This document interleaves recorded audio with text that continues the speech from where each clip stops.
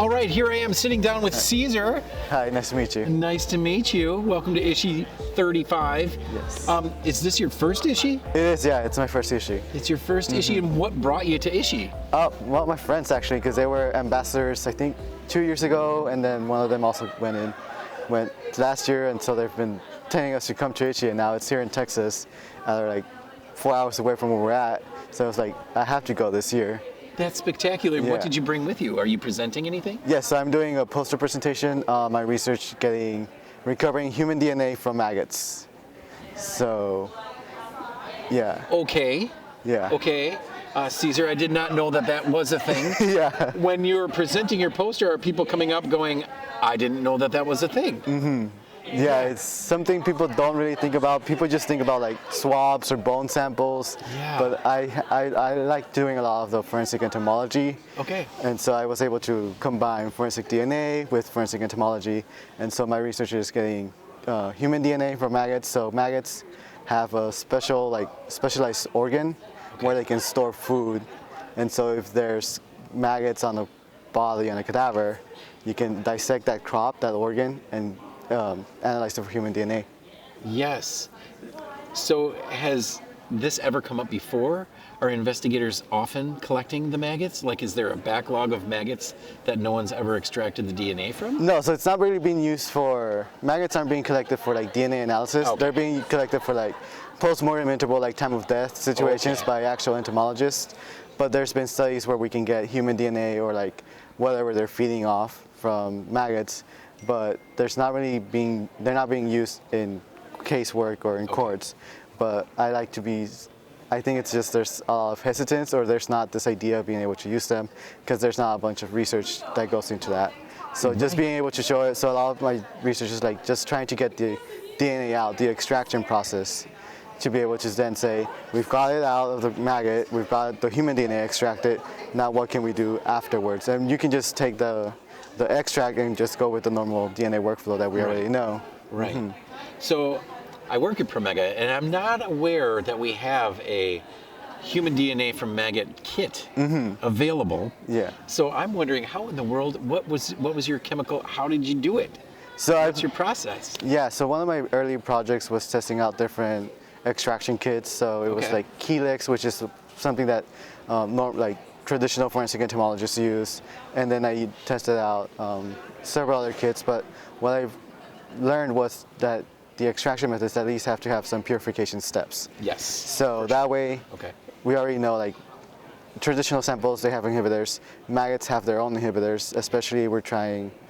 So there's different life stages. One of the life stages will have a lot of fat body content, so they start digesting their food, they create excess fat body content to be able to pupate into flies.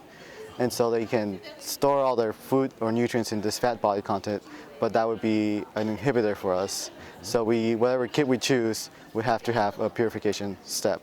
And what we've used like silica columns, silica beads, so anything we've already have for human DNA, we can still apply to the maggots. Yep. Not old school phenol chloroform? No, I didn't want to try that one out. You didn't want to try that? I just went straight for. That's where I would have went, because I'm old. Yeah. I went straight to the phenol straight chloroform. to the traditional first. Yeah. Oh, that's so exciting. Yes, it's something I'm very passionate about, or I like a lot. Yeah, that's very.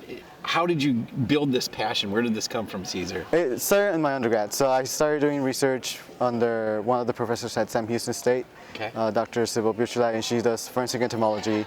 And so I started working with her, and then once I started doing my master's project. The opportunity came up that somebody had started doing some work. They weren't getting the best results.